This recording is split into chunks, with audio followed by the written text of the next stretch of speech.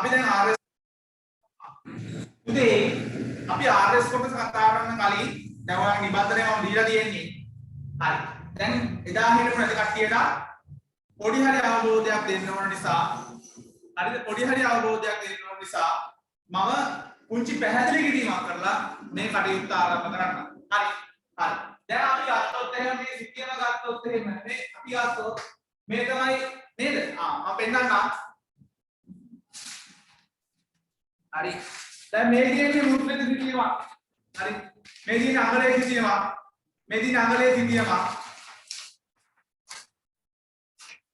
මේ 1.50 සිතියම.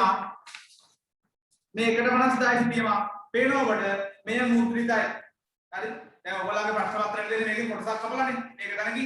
මේ සම්පූර්ණ මුද්‍රිත සිතියම 1.50 මුද්‍රිත සිතියම. මේ සිතියම් පත්‍ර 92කින් තමයි ලංකාව ආවරණය කරලා තියෙන්නේ කියලා අපි දැන් කියලා තියෙනවනේ නේද? හරි.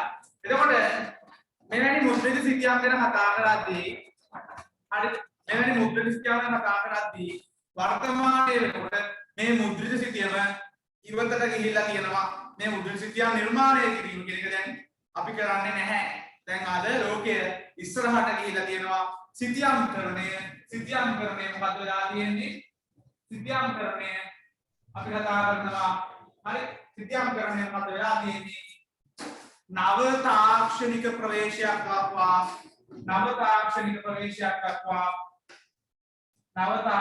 ප්‍රවේශයක් දක්වා සිතියම්කරණය සෑහෙන ඉස්සරහට ගිහිල්ලා තියෙනවා. හරි. එතකොට නව තාක්ෂණයත් එක්ක සිතියම්කරණය ඉස්සරහට ගිහිල්ලා තියෙනවා. සිතියම කියන්නේ මේ තාක්ෂණික ප්‍රවේශයත් එක්ක ඉස්සරහට ගියාද සුවිශේෂී සංකල්පයක්. මේ සිතියමක් තුලින් කරන්නේ මොකක්ද? සැබෑ භූමිය සම්බන්ධ දත්ත නිරූපණය කිරීමක්. මේ බලන්න දැන් මෙහෙම සිතියමක් ගත්තොත් එහෙම මේ සිතියම අපි ගත්තොත් එහෙම යම් කිසි සැබෑ භූමියක දත්ත නිරූපණය කිරීමක්. දැන් උදාහරණයක් විදිහට මතුගම සිතියම තමයි මේ තියෙන්නේ. මේ මතුගම ප්‍රදේශයේ සැබෑ භූමිය සම්බන්ධ දත්ත විහිදලා තියෙන්නේ කොහොමද කියන එක තමයි මේ සිතියම තුළින් කතා කරන්නේ. හරි. එහෙනම් නව තාක්ෂණික ක්‍රම සිතියම නිර්මාණය කිරීමට භාවිතා කළා. මේ නව තාක්ෂණික ක්‍රම හරහා නිර්මාණය කරන සිතියමක් තුලිනුත් කරන්නේ මොකක්ද? භූ අවකාශීය වශයෙන් වැදගත් දත්ත නිරූපණය කිරීමක්. හරිද? හරි. ඒතර ප්‍රධාන වශයෙන් එනම් මේ සිතියමක් තුලින් කරන්නේ මොකද්ද? භූ අවකාශය සම්බන්ධ පදනම් වෙච්ච දත්ත නිරූපණය කිරීමක්. හරි. එතකොට පුතේ මේ භූ අවකාශය සම්බන්ධ දත්ත හා තොරතුරු නිරූපණය කිරීම සඳහා අද වෙනකොට නව තාක්ෂණික ශිල්ප ක්‍රම භාවිතා කරනවා. හරි. එතකොට මෙවැනි ආකාරයෙන් සිතියම් නිර්මාණය කිරීම අද නව තාක්ෂණයත් එක්ක ඉස්සරහට ගිහිල්ලා තියෙනවා. මේ සිතියම් නිර්මාණය කිරීමේ නව තාක්ෂණික ප්‍රවේශය අපි ප්‍රධාන කොටස් තුනකට කතා කරනවා. GIS, GPS, ඊළඟට RS, remote sensing. හරිද? හරි. එතන මේ සිතියම්කරණයට ආපු නව තාක්ෂණික කතන්දර තුන තමයි මේ තියෙන්නේ. එතකොට මම කිව්වා GIS කියලා කියන්නේ මේ සිතියම්කරණයට ආපු සුවිශේෂී සංකල්පයක්. අපි GIS කියන මේ විදිහ කතා කරලා ඉවරයි. හරිද? හරි. එතකොට අපි අද කතා කරන්නේ RS, remote sensing. හරි. RS ගැන තමයි කතා කරලා දුරස්ත සංවේදය.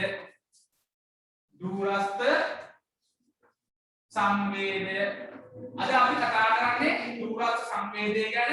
මම හෙට අපි මම උදේ දානවා 8ට රෙකෝඩින් කරන්න පටන් ගන්නවා. හරිද? ඔක රෙකෝඩින් එක බලන්න පුළුවන් කාර්යයක් ගැන පන්ති දිනනවා. මම හෙට උදේ 8ට GPS රෙකෝඩින් එක පටන් ගන්නවා. GPS මම ලින්ක් එක දාන්න. හරි GPS එකේ රෙකෝඩින් එක මම දානවා. රෙකෝඩින් එක කරනවා හෙට උදේ 8ට. හෙට පුළුවන් උදේ 8ට එන්න පුළුවන් කෙනෙක්ට ඒකට සම්බන්ධ වෙන්න පුළුවන්. හරිද? නැත්තම් පස්සේ රෙකෝඩින් එක බලන්න පුළුවන් පන්ති දින කෙනෙක්ට මම රෙකෝඩින් එක ඒ වෙලේම දාන්නම් ක්ලවුඩ් රෙකෝඩින් ලින්ක් එක. හරි. ඒත් අපි අද කතා කරන්නේ RS ගැන දුරස්ත සංවේදය. දුරස්ත සංවේදය. හරිද? හරි. දැන් නිබන්ධනයේදී බලන්න දුරස්ත සංවේදය ගැන ඔකේ තියෙන පුංචි සවිස්තරාත්මක කතන්දරයක්. හැබැයි දුරස්ත සංවේදය ගැන කියනකොට මේක අපිට සරල කරලා කතා කරන්න පුළුවන්. දුරස්ත සංවේදය කියන්නේ මොකක්ද කියන එක අපිට සරල කරලා කතා කරන්න පුළුවන්. හරි. සරල කරලා කතා කරන්න පුළුවන්. හරි. දුරස්ත සංවේදය කියන්නේ මොකක්ද? යම් කිසි ප්‍රදේශයකට ළඟා වෙන්නේ නැතිව එම ප්‍රදේශය හා සම්බන්ධ ග්‍රහණය කර ගැනීම තමයි අපි දුරස්ත සංවේදය කියලා කියන්නේ. හරිද? හරි. යම් කිසි ප්‍රදේශයකට ළඟා වෙන්නේ නැතුව එම ප්‍රදේශය හා සම්බන්ධ තොරතුරු ග්‍රහණය කර ගැනීමේ ක්‍රියාවලියක් තමයි මේ දුරස්ත සංවේදය කියලා කියන්නේ. දුර ඉඳලා තොරතුරු ග්‍රහණය කර ගන්න වචනින්ම තේරුම එනවා. දුරස්ත සංවේදය වචනෙන් ඔබට තේරුම තේරෙනවා ඇති. හරිද? හරි. එතකොට යම් කිසි ප්‍රදේශයකට ළඟා වෙන්නේ නැතිව ඒ ප්‍රදේශය හා සම්බන්ධ තොරතුරු ග්‍රහණය කර ගැනීමක් තමයි මේ දුරස්ත සංවේදය කියලා කියන්නේ. හරි. එතකොට දැන් ඔබේ නිබන්ධනයේ චුට්ටක් බලන්න. ඔබට දෙය නිබන්ධනයේ චුට්ටක් බලන්න. මේක කියනවා මෙන්න මෙහෙම කතාවක්. දැන් මුලින්ම නිබන්ධනය පටන් ගන්න GPS වලින් ඔබ RS තැනට යන රිමෝට් සෙන්සිං කියන තැනට යන්න. හරි මේකේ පස්වෙනි පිටුවට එන්න. පස්වෙනි පිටුවට එන්න. හරි. පස්වෙනි පිටුවට එන්න. මේකේ තියෙනවා පස්වෙනි පිටුවට නෙවෙයි.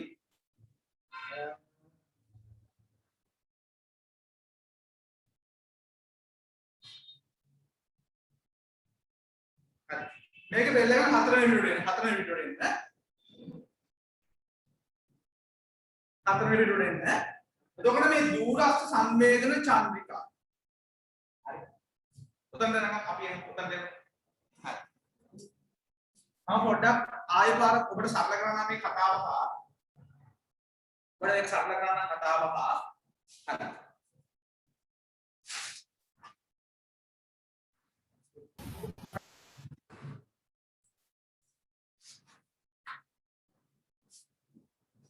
මේක සරල කරන්න ඔබට කතාව හා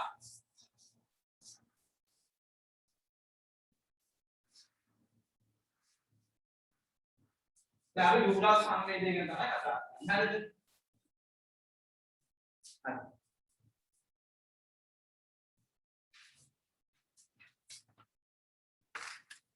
ලාස්ට් එක යනවා ලැප් එක පුරා පොඩ්ඩක් බලමු. හරි. දැන්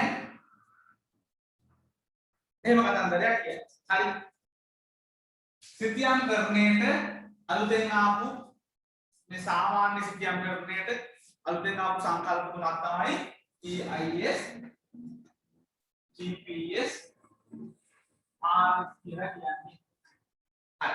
මේ GIS ගැන කතා කරා මේ GIS කියන්නේ software එකක් විතරයි. software එකක් විතරයි. හරි. හරි. software එකක් විතරයි. GPS RS කියන්නේ software එකක් නෙමෙයි. GIS කියලා කියන්නේ හරි GIS කියන්නේ software එකක්. නැත්නම් මුදු ගහන්නේ. හරි. එයාට පුළුවන් මොකද්ද? එයාට පුළුවන් විශ්ලේෂණය කිරීමේ කාර්යය විතරයි. එයාට දත්ත දුන්නොත් එයාගේ ඇතුළට දත්ත දුන්නොත් එයා ඒක විශ්ලේෂණය කරලා තොරතුරක් බවට පරිවර්තනය කරලා එළියට දෙනවා. හරිද? දැන් මම මේ GIS software එක සම්බන්ධයෙන් වීඩියෝ එකක් දාලා තියෙනවා ඔයගලන්ට කියලා. එයාට දත්ත දුන්නොත් එයා විශ්ලේෂණය කරලා එළියට දෙනවා. හරිද? දත්ත දුන්නොත් හරි දත්ත දුන්නොත් එයා විශ්ලේෂණය කරා ඒක අවුට්පුට් එකක් විදිහට දෙනවා තොරතුරක් බව. හැබැයි මේ දෙන්නා එහෙම නෙමෙයි. මේ දෙන්නා මොකද්ද කරන්නේ? අර භූගෝලීය වශයෙන් වැදගත් දත්ත ග්‍රහණය කර ගැනීමක් තමයි මේ දෙන්න කරන්නේ. දත්ත ග්‍රහණය කරගන්න. දත්ත ග්‍රහණය කර ගන්නවා මේ දෙන්න භූගෝලීය වශයෙන් වැදගත් දත්ත නව තාක්ෂණික සිතියම් නව තාක්ෂණික ක්‍රමවේද හරහා ග්‍රහණය කර ගන්න. දැන් මේ අපි ගමු මේ වගේ සිතියම් නිර්මාණය කරගෙන ඉද්දි භූමියට ගිහිල්ලා මැනලා තමයි තොරතුරු ගත්තේ. තාක්ෂණය ඉතාම පහළයි. හැබැයි මේ දෙන්නට පුළුවන් දත්ත ඉතාම හොඳින් ග්‍රහණය කරගන්න.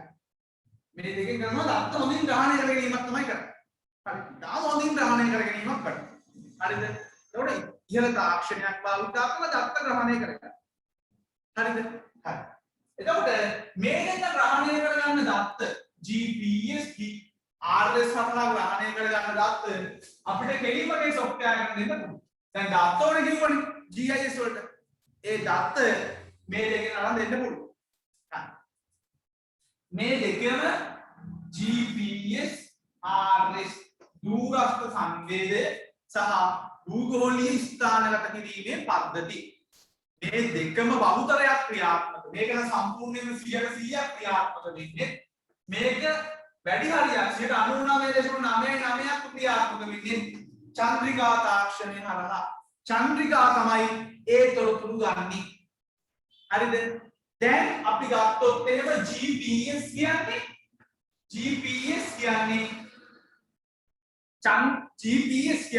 චන්ද්‍රිකා තාක්ෂණය හරහා යම්කිසි ප්‍රදේශයක නිවැරදි පිහිටීම හඳුනා ගැනීම RS කියන්නේ දුර සංවේදනය කියන්නේ හරි ආලෝකය හරහා යම්කිසි ප්‍රදේශයක භූ ලක්ෂණ හඳුනා ගැනීම.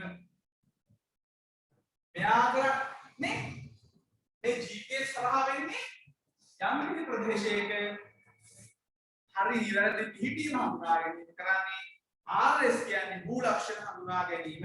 හරි. එහෙනම් කතාව පැහැදිලි.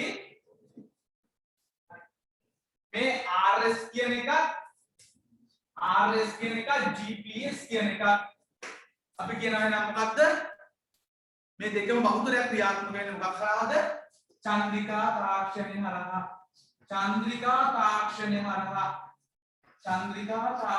හරහා. මොකක් හරහාද?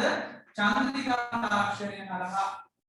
උදේ අපි කතා කරනවා GPS කියන්නේ භූගෝලීය ස්ථානගත කිරීමේ පද්ධති, RS කියන්නේ දුරස්ත සංවේදය. මේ දෙකම වැඩි හරියක් කරන්නේ චන්ද්‍රිකා තාක්ෂණය හරහා. උදේ ලෝකයේ විවිධ රටවල් විවිධ අරමුණු ග්‍රහණය කර ගැනීමේ අරමුණ ඇතිව චන්ද්‍රිකා කක්ෂගත කරලා තියෙනවා. මොකක්ද? ලෝකයේ විවිධ රටවල් විවිධ අරමුණු ග්‍රහණය කර ගැනීමේ විවිධ තොරතුරු ග්‍රහණය කර ගැනීමේ විවිධ අත්තර ග්‍රහණය කර ගැනීමේ අරමුණ ඇතිව චන්ද්‍රිකා කක්ෂගත කරලා තියෙනවා. උදේ එහෙනම් මේ අපි කියනවා RS එක GPS එක වැඩි හරියක්ම ක්‍රියාත්මක වෙන්නේ චන්ද්‍රිකා තාක්ෂණය හරහා. හරිද? හරි. විවිධ අරමුණු ඇතුළේ චන්ද්‍රිකා අපි කතා කරනවා කක්ෂගත කරලා තියෙනවා. හරි. උදේ අපි කතා කරනවා GPS අරමුණු ඇතිව. ඒ කියන්නේ GPS කියන්නේ භූගෝලීය ස්ථානගත කිරීමේ පද්ධතිය. GPS කියන්නේ මේ GPS කියන්නේ මොකද්ද? භූගෝලීය ස්ථානගත කිරීමේ පද්ධතිය. හරිද? මේ භූගෝලීය ස්ථානගත කිරීමේ පද්ධතිය පිහිටීමේ මූලික අරමුණ මොකද්ද? අක්ෂාංශ හා දේශාංශ අනුව යම්කිසි ප්‍රදේශයක පිහිටීම හඳුනා ගැනීම. මොකද්ද? GPS වල අරමුණ මොකද්ද? GPS වල අරමුණ මොකද්ද? GPS පද්ධතිය හරහා ඒ පද්ධතිය තුළ අරමුණ මොකද්ද? යම්කිසි ප්‍රදේශයක නිවැරදි පිහිටීම හඳුනා ගැනීම. අක්ෂාංශ හා දේශාංශ අනුව යම්කිසි ප්‍රදේශයක නිවැරදි පිහිටීම හඳුනා ගැනීම තමයි GPS වල අරමුණ. GPS එක භූගෝලීය ස්ථානගත කිරීමේ පද්ධතිය අරමුණ. මේ අරමුණ සාක්ෂාත් කර ගැනීම සඳහා චන්ද්‍රිකා කක්ෂගත කරලා තියෙනවා. දැන් මම කියනවා GPS වලට RS වලට ප්‍රධාන වශයෙන්ම භාවිතා කරන චන්ද්‍රිකා තාක්ෂණය. මේකේ අරමුණු දෙක වෙනස්. GPS වල අරමුණ භූගෝලීය ස්ථානගත කිරීමේ පද්ධතිය අරමුණ මොකද්ද? යම් කිසි ප්‍රදේශයක පිහිටීම හඳුනා ගැනීම පමණයි යාගේ අරමුණ. හැබැයි RS අරමුණ තොරතුරු ග්‍රහණය කර ගැනීම.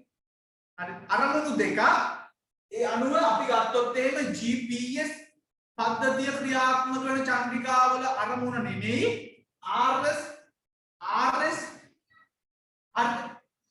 පද්ධති ක්‍රියාත්මක RS දුරස් සංවේදී අරමුණු කරන කක්ෂගත චන්ද්‍රිකාවල අරමුණු වෙනස්. ඒ චන්ද්‍රිකා වර්ග දෙක. හරි විවිධ අරමුණු වල චන්ද්‍රිකා කක්ෂගත කරලා තියෙනවා. මේ සමහර GPS චන්ද්‍රිකාවල RS පද්ධති ක්‍රියාත්මක වෙනවා. එතකොට අපි කතා කරනවා GPS භූගෝලීය ස්ථානගත කිරීමේ පද්ධතිය. භූගෝලීය ස්ථානගත කිරීමේ පද්ධතිය. භූගෝලීය ස්ථානගත කිරීමේ පද්ධතිය ගැන කතා කරද්දී මේ වෙනකොට මේ භූගෝලීය ස්ථානගත කිරීමේ පද්ධතිය වල චන්ද්‍රිකා 31ක් ක්‍රියාත්මක වෙනවා. 31ක් කක්ෂගත කරලා තියෙනවා. චන්ද්‍රිකා 31ක් කක්ෂගත කරලා තියෙනවා. චන්ද්‍රිකා 31ක් කක්ෂගත කරලා තියෙනවා. අපි ගත්තොත් එහෙම පද්ධතිය ක්‍රියාත්මක කරන අවස්ථාවේදී 24ක් ඇක්ටිව් තියෙනවා. ඒ කියන්නේ චන්ද්‍රිකා වලට අපි දාන්නේ බෑ. අපි දාන්න නෙමෙයි. ඒක දැන් දුරනකොට එක දිගට දුරනකොට චන්ද්‍රිකා අවුල් වෙන්න පුළුවන්. මේකට 31ක් කක්ෂගත කරලා තියෙනවා. හැබැයි අපි ගත්තොත් එහෙම 24යි හැම වෙලාවෙම ඇක්ටිව් තියෙන්නේ. පද්ධතිය ක්‍රියාත්මක වෙන්න චන්ද්‍රිකා 24ක් ඕනේ. චන්ද්‍රිකා 24ක පද්ධතියක් තියෙනවා. හරිද? 31ක් කක්ෂගත කරලා තියෙනවා. 24ක් හැම වෙලාවෙම සිස්ටම් එක ඇක්ටිව් තියෙනවා. චන්ද්‍රිකා. හරිද? චන්ද්‍රිකා මැප් එක මේ GPS එක කතා කරලා අපි මේක කියලා දෙන්න. ඒක දැන් හෙට කතා කරා. හරිද? හරි. එතකොට මේ GPS භූගෝලීය ස්ථානගත කිරීමේ පද්ධතිය ක්‍රියාත්මක කිරීමේ අරමුණේ චන්ද්‍රිකා කක්ෂගත කරලා තියෙනවා. ඊට අමතරව මේ RS ඒ කියන්නේ දැන් ඔය පිහිටීම සම්බන්ධ දේවල්. හරි. ඒ කියන්නේ පිහිටීම හඳුනා ගැනීම සම්බන්ධවනේ. හරිම accuracy location හඳුනා ගැනීම. යම් කිසි ප්‍රදේශයක හරිම පිහිටීම හඳුනා ගැනීම තමයි GPS පාවිච්චි කරන්නේ. මේ GPS පද්ධතියේ මූලිකම එහෙනම් සිදුවන ඇමරිකාව. ඇමරිකාවට තමයි පද්ධතිය අයිති. ඇමරිකන් ආර්මි එකට තමයි පද්ධතිය අයිති GPS. හරිද? ඒ පද්ධතිය අයිති ඇමරිකාවට. මේ 31 සමස්ත අයිතිය තියෙන ඇමරිකාව. හරි. හැබැයි දුරස්ථ සංවේදී අරමුණු කරගෙන භූගෝලීය වශයෙන් වැදගත් තොරතුරු ග්‍රහණය කර ගැනීමේ අරමුණ ඇතිව චන්ද්‍රිකා කක්ෂගත කරලා තියෙනවා. ඒව කක්ෂගත කරලා තියෙන්නේ ඇමරිකාව විතරක් නෙමෙයි. ඇමරිකාව විතරක් නෙමෙයි. හරි? ඒව කක්ෂගත කරලා තියෙනවා බ්‍රිතාන්‍ය, ජපානය, ඉන්දියාව, ප්‍රංශය, හරි? ඔය වගේ චන්ද්‍රිකා තාක්ෂණයේ තියෙන රටවල් රැසක්ම මේ කියන RS නැත්තම් දුරස්ථ සංවේදයේ අරමුණු ඇතිව චන්ද්‍රිකා කක්ෂගත කරලා තියෙනවා. හරිද? චන්ද්‍රිකා කක්ෂගත කරලා තියෙනවා. හරිද? ඒ විවිධ අරමුණු ඇතිව චන්ද්‍රිකා කක්ෂගත කරලා තියෙනවා කියලා කිව්වා. ඒතර මේ විවිධ අරමුණු මේ GPS වලදී අරමුණු මොකද්ද? පිහිටීම හඳුනාගෙන මේක වෙනම චන්ද්‍රිකා පද්ධතියක් ක්‍රියාත්මක වෙනවා. RS වල තමයි අපි දැන් කතා කරන්නේ. RS කියන්නේ දුරස්ථ සංවේදයේ භූගෝලීය වශයෙන් වැදගත් තොරතුරු ග්‍රහණය කර ගැනීම අරමුණේ චන්ද්‍රිකා කක්ෂගත කරලා තියෙනවා. හරිද? හරි. එතකොට RS කියන දැන් අද කතා කරනවා. දැන් දුරස්ථ සංවේදය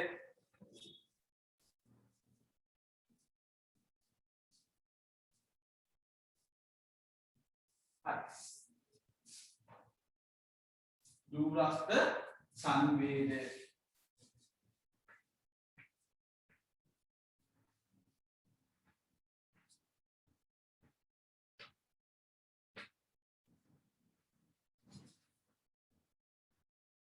दूरस्थ සංවේදය. හරි. දැන් අපි අද මේ दूरस्थ සංවේදය කියන එක ලියා ගමු. හරි. එතකොට මේ दूरस्थ සංවේදය අරමුණු කරගෙන චන්ද්‍රිකා ලෝකයේ කක්ෂගත කරලා තියෙනවා. ලෝකයේ කක්ෂගත කරලා තියෙනවා. හරිද? හරි. එතන අපි ගත්තොත් එහෙම භූගෝලීය වශයෙන් වැදගත් තොරතුරු ග්‍රහණය කර ගැනීම සඳහා මේ කක්ෂගත කරලා තියෙන චන්ද්‍රිකා වල විවිධාකාර වූ ක්වොලිටිස් තියෙනවා. හරි. ඒ කියන්නේ සමහර චන්ද්‍රිකා ගොඩාක්ම හොඳයි. දැන් ඇමරිකාව විසින් යවපු චන්ද්‍රිකා ගත්තේ ගොඩාක්ම හොඳයි. ඉහළ තාක්ෂණයක් භාවිතා කරන මේ චන්ද්‍රිකා නිර්මාණය කරදී ඒත් එක්ක ගොඩාක්ම වැදගත් තොරතුරු ග්‍රහණය කරගන්න පුළුවන්. දැන් සමහර ඒවා කියන එච්චරම තාම පොල්ලි නැහැ. හරිද? ඒ විවිධ අරමුණු ඇතිව යවපු විවිධ චන්ද්‍රිකාවලදී එහි ක්වොලිටි එක වෙනස්.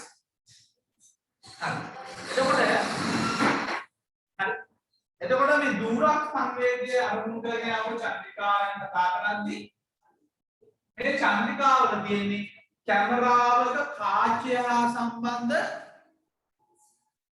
ක්‍රියාවලියම තමයි. කැමරාවක කාචය.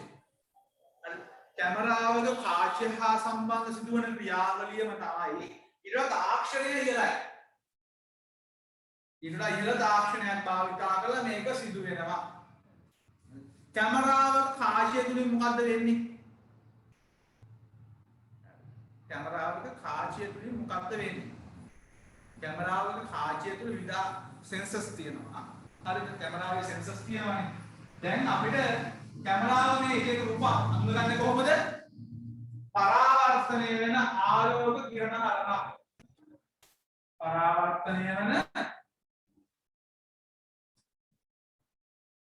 ආලෝක කිරණ හරහා. පරාවර්තනය කරන ආලෝක කිරණ. ඒ කියන්නේ හැම වස්තුවකටම ආලෝකය ලැබුණාට පස්සේ ඒ කියන්නේ සූර්යයා තමයි මේ ලෝකයේ ප්‍රධානතම ශක්ති ප්‍රභවය. ප්‍රධානතම ශක්ති ප්‍රභවය කවුද? සූර්යයා. ප්‍රධානතම ස්වභාවික ශක්ති මූලාශ්‍රය තමයි සූර්යයා. ප්‍රධානතම ශක්ති මූලාශ්‍රය තමයි සූර්යයා. එතකොට මේ ස්වභාවික ආලෝකය ගැන කතා කරද්දී කැමරාවක ස්වභාවික ආලෝකය නැති වුනහම ඒ නිසා තමයි වටෙන් පිටින් ගහන්නේ නේ. දැන් අපි කැමරාව කරනවා මෙතන කැමරාවක් කියනා ඉන්නවද දන්නේ නැහැ. කැමරා මඟුල් ගෙදරක ගිහිල්ලා තියෙනවනේ හැමෝම නේද? ගිහිල්ලා නැතුණා නේද? මඟුල් ගෙදරක ගිහිල්ලා කරලා තියෙනවා නේද? දැන් අපි ගාතොත් එහෙම හරිම දැන් ගත්තොත් එහෙම මනමාලය වෙන්න පුළුවන්, මනමාලික වෙන්න පුළුවන්, ෆොටෝ එක හොඳටම ගහ ගන්න උඩට ආලෝකය උඩ නේද? ඒ ආලෝකය වස්තුන් මත වැදිලා ඒක පරාවර්තනය වීම තුළ ලැබෙන ප්‍රතිබිම්බයෙන් තමයි මේ ඡායාරූප ලැබෙන්නේ. නේද? දැන් ඔබ විද්‍යාලයේ ඉගෙන ගන්නනේ ආලෝකයේ ප්‍රතිබිම්බය 10 වසරේ 11 වසරේදී නේද? හරි. එතකොට ඒ කැප්චර් කරගන්නේ ලැබෙන ආලෝකයත් එක්ක. දැන් ඔබට හොඳට ලයිට් ගහුවට පස්සේ ලයිට් ගහලා දැන් මම මෙහිම කළුවට පෙරුණාට පස්සේ තෙරුණාට හොඳට ලයිට් ගහලා හොඳ කැමරා දාලා මාව කැප්චර් කරගත්තා නම් මම ඊට සුදුයි. මම ඊට සුදුයි. නේද? එතකොට ආලෝකයේ ප්‍රමාණාත්මක භාවයත් එක්ක වස්තුන්ගේ ප්‍රතිබිම්බය ලැබෙන ස්වභාවය වෙනස්. හරි. එතකොට ඒ නිසා තමයි ෆොටෝ ගහනකොට ස්වභාවික සූර්ය ආලෝකය නැතිවීමට පස්සේ ඒ ආලෝකය සපයන්නේ. හරි ආලෝකය සපයලා ඒ කැමරා කරන්නේ ඒකයි. එතකොට මේ කැමරාවක් තුලින් කරන්නේ ආලෝකය ලැබෙන ප්‍රතිබිම්බය. ඒක වස්තුන් මත වැදිලා ඒක පරාවර්තනය වීම තුලින් ලැබෙන ආලෝකයේ ප්‍රතිබිම්බය තුලින් තමයි ඒක ග්‍රහණය කරන්නේ. හරිද? දැන් මේකෙත් වෙන්නේ ඒකයි. සැටලයිට් වලින් යුත් වෙන්නේ ඒකම. ඒකට ඇඩ්වාන්ස් වෙන්නේ. දැන් අපි ගත්තොත් එන්නේ මෙහෙම භූමිය නා. මේ භූමිය කියලා භූමිය. මෙතන තියෙනවා ජලාශය. මේ ජලාශය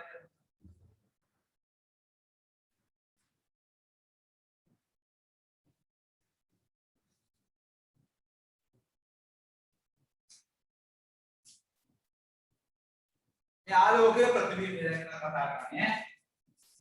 ඉතා සංකීර්ණ කතන්දරයක්. දැන් මෙතන ජලාශය. දැන් සූර්යාගේ සූර්ය කිරණ එහෙම ලැබුණාට පස්සේ මේ හැම මූණතකටම වැදිලා මේ හැම මූණතකටම ආලෝක කිරණ වැටෙන පස්සේ අපි ඉගෙනගෙන තියෙනවා ආලෝකයේ නැවත වතාවක් පරාවර්තනය වෙනවා කියලා. භූමියට ආලෝකය ලැබුණාට පස්සේ මේ භූමියට ලැබෙන ආලෝකය නැවත වතාවක් මේ මතු පිටවල වැදිලා පරාවර්තනය වෙනවා. භූමියට ලැබෙන ආලෝකය මෙහෙම මතු පිටවල වැදිලා මේ ආලෝකය පරාවර්තනය වෙනවා. නේ?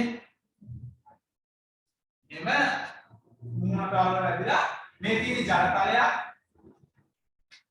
අපිට මේ පොඩ විපා අමරාවක්යන්ට කල්ටිවේෂන් එකක් දානවා වනාන්තර වැස්මක් ඉඳන්.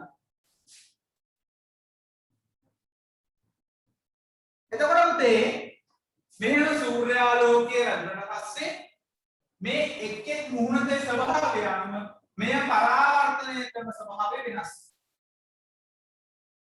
දැන් අපි ගත්තොත් එහෙම දැන් අපි මූණ ෆොටෝ එකක් ගැහුවොත් එහෙම ආලෝක දැන් අවසහ අපි ගත්තොත් එහෙම අවස්ථාවේ මූණ ෆොටෝ එකක් ගැහුවොත් එහෙම අනිකුත් වස්තුන් යම් කිසි මට්ටමකට දැන් පොල් ගහක් වගේ පේන්න ගත්තත් හැබැයි මූණ ගොඩක් කළු පාටින් පේන්න තියෙන ජලාශයක්.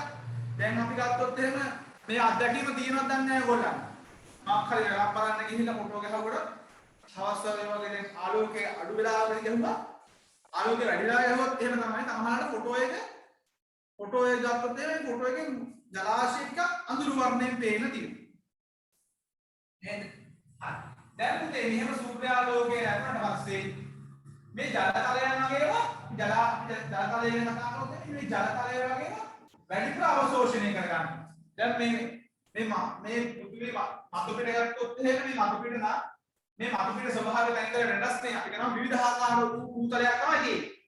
මේ විවිධාකාර වූ භූතලයේදී හරිද එක එක වස්තුන් ග්‍රහණය කරගන්න ආලෝක කිරණ ප්‍රමාණය වෙනස්. දැන් ජල තලය ගොඩාක් අවශෝෂණය කරගන්නවා පරාවර්තනය කරන ප්‍රමාණය අඩුයි.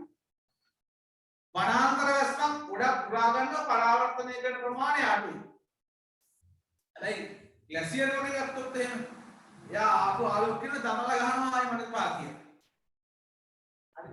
එතකොට මෙහෙම පරාවර්තනය කරාට පස්සේ මේ ආලෝක කිරණ පරාවර්තනය කරාට පස්සේ මේ දින චන්ද්‍රිකා මගින් මේ චන්ද්‍රිකා මගින් මේ පරාවර්තනයේ චන්ද්‍රිකාවර්තනයේ කැමරාව මගින් චන්ද්‍රිකාවේදී කැමරා පද්ධතිය මගින් මේ පරාවර්තනය වෙන ආලෝක කිරණ ග්‍රහණය කර ගන්නවා.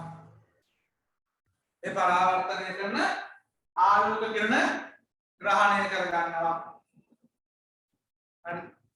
ඒක තමයි මේ දුරස්ත සංවේදනය කියලා කියන්නේ. මේ කැමරාවක සිදුවන ක්‍රියාවලිය තමයි ඊට වඩා ඇඩ්වාන්ස්. හරිද? ඊට වඩා ඇඩ්වාන්ස්.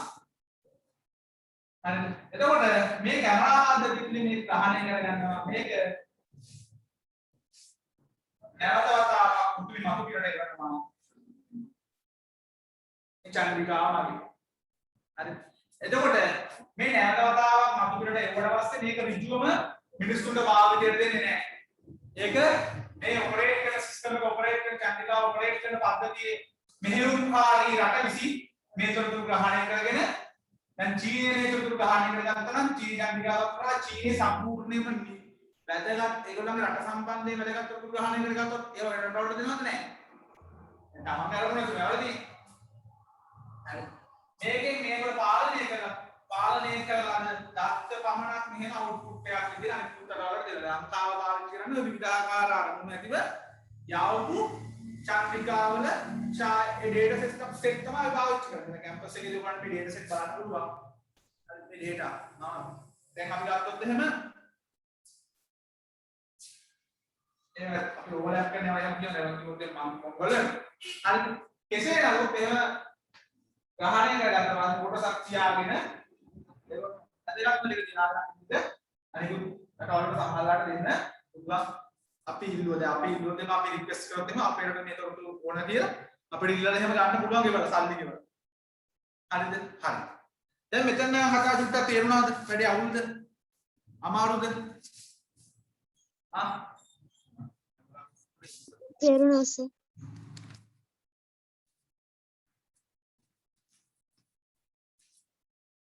මම හිතන්නේ දැන් ඔයගොල්ලන්ට මේක අවුලක් නැතුව තේරෙන්නේ නැති කියලා. හරිද? හරි. දැන් මෙතන අපි නම් මේ කියපු සම්පූර්ණ ක්‍රියාවලිය. මේ වස්තු හඳුනා ගැනීමේ සම්පූර්ණ ක්‍රියාවලිය අපි කියනවා දුරස්ත සංවේදන ක්‍රියාවලිය කියලා. හරිද? මේ ශක්ති මූලාශ්‍රය දැන් ඩියුට් එකේ බලන්න පස්වෙනි පිටුවේදී මේ දුරස්ත සංවේදන මේ වස්තු හඳුනා ගැනීමේ ක්‍රියාවලිය කියලා තියෙනවා. හරි. වස්තු හඳුනා ගැනීමේ ක්‍රියාවලිය කියලා තියෙනවා. ඒ ක්‍රියාවලිය තමයි මේ කියන්නේ. දැන් මේක හොඳට කියව ගන්න. බලාගන්න. නාව ඩියුට් එක කියව ගන්න. මේ තියෙන ශක්ති ප්‍රභවය. දැන් ඔයාලා මේනෝනේ ශක්ති ප්‍රභවය එහෙම දාලා තියෙනවා. නේද? අර ශක්ති අපි කියව ගමු බලන්න එහෙනම්. දුරස්ත සංවේදන ක්‍රියාවලිය. දුරස්ත සංවේදන ක්‍රියාවලියේදී සිදුවන්නේ ඒ වස්තු විද්‍යුත් චුම්බක විකිරණ සමග සිදු කරන අන්තර් ක්‍රියා සහ ප්‍රතික්‍රියා අධ්‍යයනය කිරීම තුළින් වස්තු හා සංස්කෘතිය හඳුනා ගැනීමට කටයුතු කිරීමයි. අවස්ථා කිහිපයකින් සමන්විත මෙම ක්‍රියාවලිය සිදුවන ආකාරය ඉතා සරලව පහත දැක්වේ. හරි. මේ පරාවර්තනය කරන ආලෝක කිරණ හමුවේ වස්තුන් හඳුනා ගැනීම තමයි මෙම ක්‍රියාවලිය කියලා කියන්නේ. හරිද? හරි. එතකොට දැන් ශක්ති මූලාශ්‍රය අපි මොන දැන් කියනවා මෙම ක්‍රියාවලියේ ප්‍රධාන අවශ්‍යතාවය වන්නේ ඉලක්ක හා වස්තු උද්දීපනය කිරීමට අවශ්‍ය විද්‍යුත් චුම්බක ශක්ති මූලාශ්‍රයයි. ප්‍රධාන ශක්ති මූලාශ්‍රය වන සූර්යයා වන අතර ඇතැම් අවස්ථාවලදී මේ සඳහා කෘත්‍රිම ශක්ති ප්‍රභවයන්ද භාවිතා කෙරේ. මේක අපි ගත්තොත් එහෙම ශක්ති ප්‍රධාන ශක්ති ප්‍රභවය සූර්යයා ශක්තිය සමහර අවස්ථාවලදී මේක ප්‍රමාණවත් වෙන අවස්ථාවලදී භාවිතා කරනවා. මොකද දහවල් කාලයේදී හැද මේක ලැබෙන්නේ නැහැ සූර්යාලෝකයේ. දැන් අපි ගත්තොත් පෘථිවියේ ගත්තොත් එහෙම පෘථිවිය නම් මේ පැත්තට ආලෝක කිරණ ලැබෙනවා. දැන් මේ චන්ද්‍රිකාව තියෙන මේ පැත්තේ නම් මේ දහවල් වලදී මෙතන ලොකේට් කරලා දෙනවා මෙතන තහතුත් ලැබෙනවා. දැන් අපි කියමු චන්ද්‍රිකාව මේ හරිය කියලා මේ චන්ද්‍රිකාව මේ හරිය වලට මේ ආලෝකය මෙතන ලැබෙන්නේ නැහැ නේ. මේක ලැබෙන විදිහට මේක කෘත්‍රිම ආලෝකය ලබා ගන්න සමහර වෙලාවට සිදු වෙනවා. ඒව සුවිශේෂී අවස්ථාවක් තියෙනවා. හරිද? හරි. හැබැයි ප්‍රධාන ශක්ති මූලාශ්‍රය වෙන්නේ මෙයා. සූර්යයා තමයි ප්‍රධාන ශක්ති මූලාශ්‍රය විදිහට අපි කතා කරන්නේ. හරිද? හරි. දැන් අපි ඉස්සරහට යමු. විකිරණ සහ වායු ගෝලය. විකිරණ සහ වායු ගෝලය. සූර්ය විකිරණ වායු ගෝලය හරහා ගමන් කිරීමේදී ඒවා විවිධ අයුරින් වායු ගෝලයේ බලපෑම් වලට ලක් වේ. ඒවා උරා ගැනීම, සම්ප්‍රේෂණය කිරීම හා ප්‍රතික්‍රමණය යන අවස්ථාවන්හි වූ ෂ්ටය කරා ශක්ති ළඟාවන්නේ මෙම අවස්ථාවට භාජනය වීමෙනි. උදේ සමහර අවස්ථාවලදී මේ වායු ගෝලය හරහා එනකොට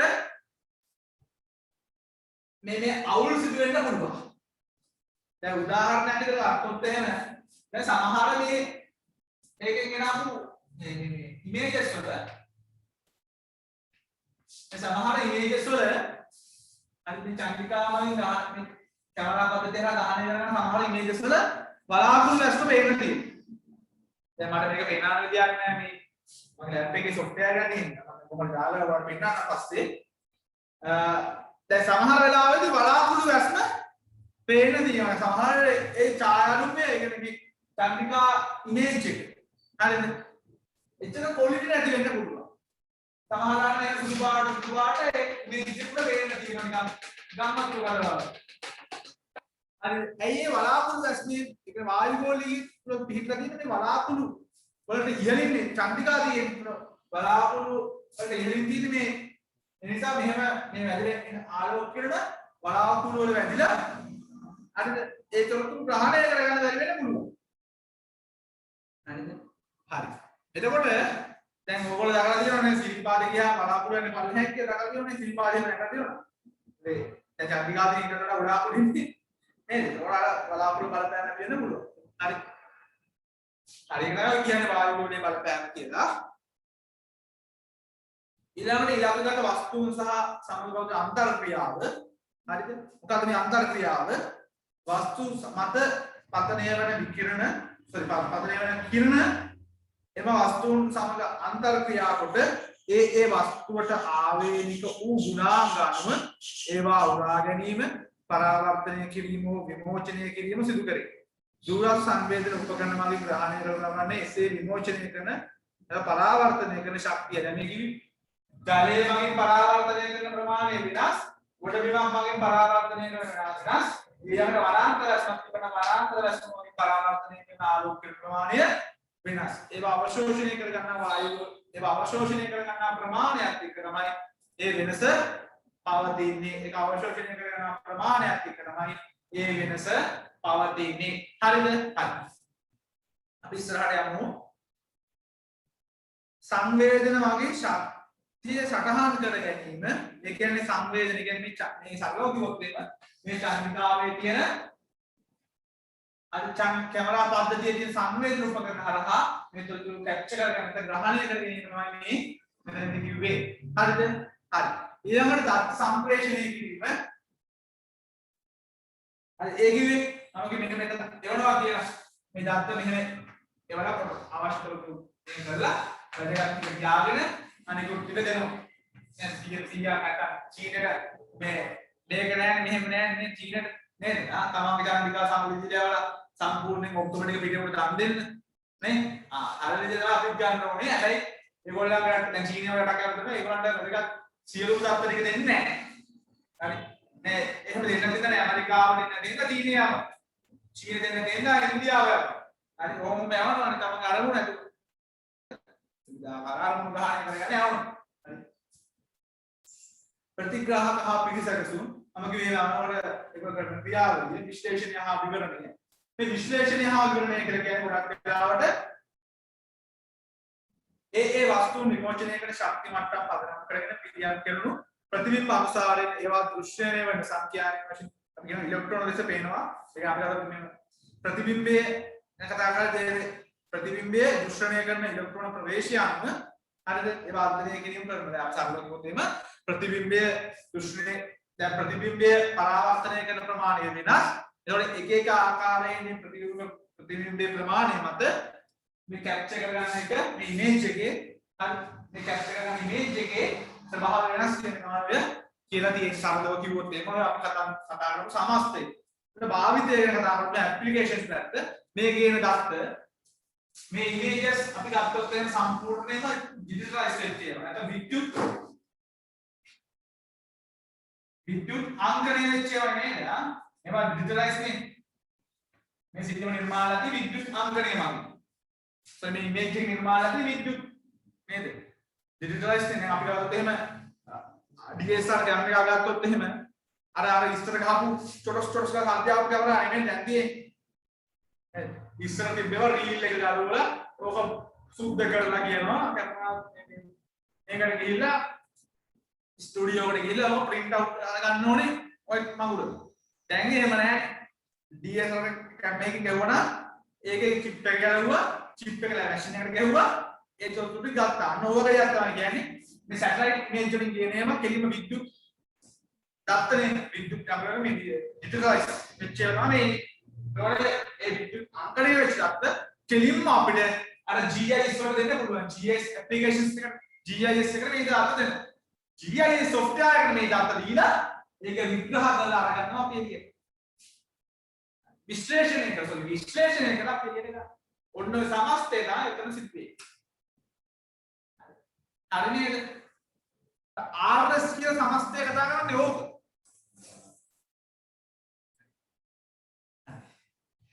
එතකොට මේක තේරුණාද? අවුලක් තියෙනවද? මෙතන මෙතන නම් අවුලක් තියෙන කාට හරි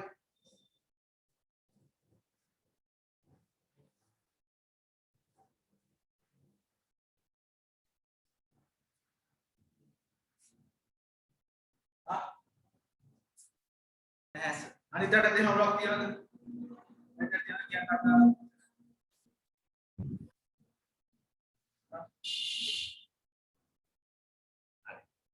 මෙතන නම් අවුලක් නැහැලුනේ නේද? හරි. ඈ දැන් ටියුට් එක බෙල්ල ගන්න හැමෝම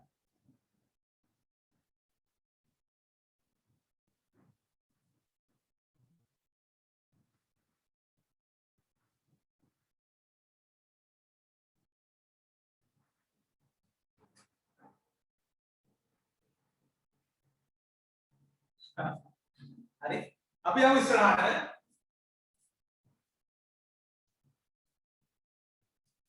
හරි එහෙනම් මෙතන අවුලක් නැහැ කියලා මම හිතනවා මම ටික අවුලක් නැහැ කියලා හිතනවා අපි ඉස්සරහට යමු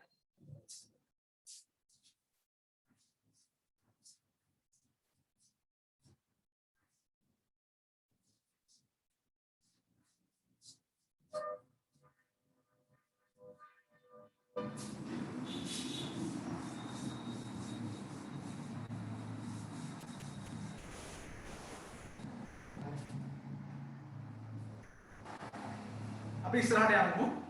දැන් මෙතනදී බලන්න පුතේ ඊළඟට තියෙනවා සංවේදක කියලා. හරිද? සංවේදක.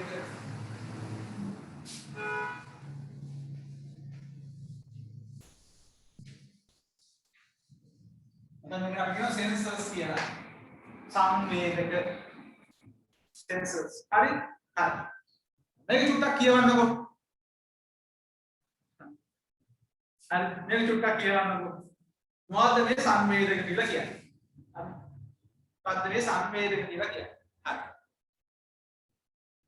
චන්ද්‍රිකා තාක්ෂණයේදී සංඛ්‍යාංක ආකාරයට දත්ත පටිගත කරන බැවින් සංවේදක උපකරණ වල සැකස්ම බොහෝ දුරට ඩිජිටල් කැමරාවක හෝ සුපරීක්ෂණ යන්ත්‍රයකට සමාන වේ. නමුත් තාක්ෂණය හා ක්‍රියාකාරීත්වය වෙනස් වේ. හරිද? හරි. දැන් අපි දන්නවා කැමරාවක තියෙන සෙන්සර්ස්. හරිද? මේ කැමරාවක තියෙන සෙන්සර්ස් හරහා හරි ග්‍රහණය කර ගැනීමේ ක්වොලිටි එක වෙනස් වෙනවා. දැන් DSLR කැමරාවක තියෙන සෙන්සර්ස් හරහා ඒ සෙන්සර් එක කැමරාවේ තියෙන සෙන්සර් එකේ ප්‍රමාණාත්මක ගුණාත්මක භාවයක් එක්ක අපි කතා කරනවා ඒකේ මිල වෙනස් වෙනවනේ. නැත්නම් ලංකාවේ තියෙන හැම කැමරාවක්ම එකම මිලට විකුණන්න බෑ. නේද? දැන් අපි ගත්තොත් එහෙම Canon කම්පැනි හරි ඊළඟට අපි ගත්තොත් එහෙම ලංකාවේ කැමරා නම් කියනවා Canon කියනවා ඒක වර්ග තියෙනවනේ. DJI කියනවා ඕනම කැමරා වර්ග තියෙනවනේ. නේද? ඒතකොට ඒ බ්‍රෑන්ඩ් එකේ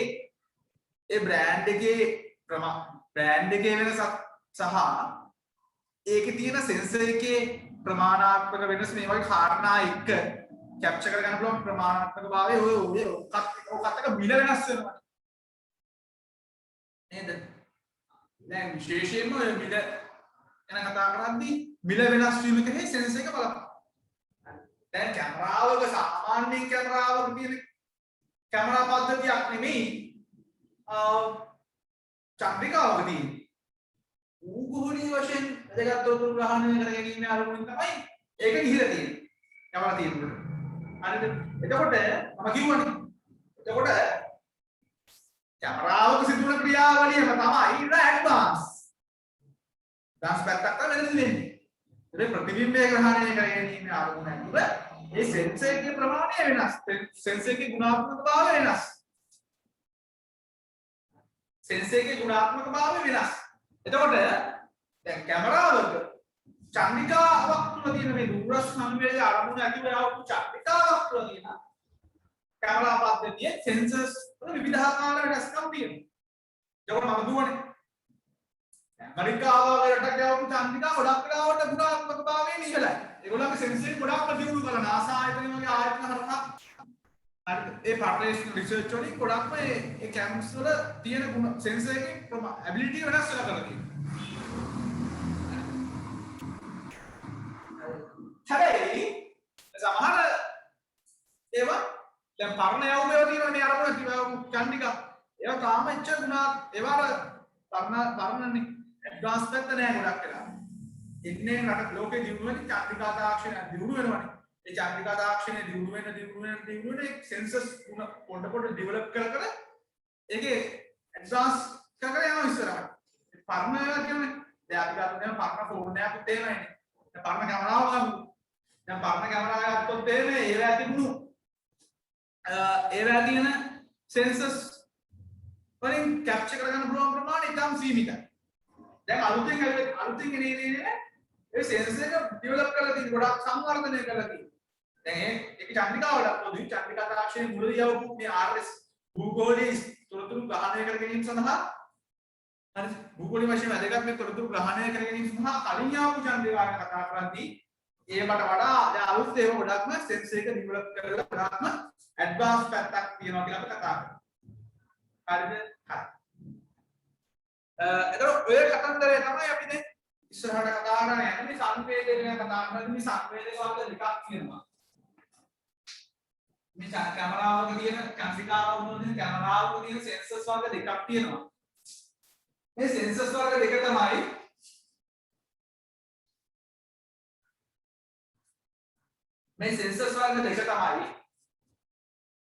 එකක්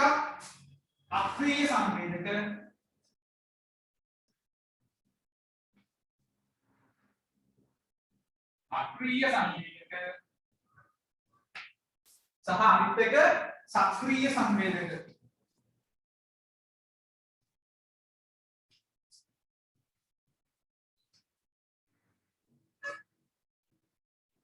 අක්‍රීය සංවේදක සක්‍රීය සංවේදක.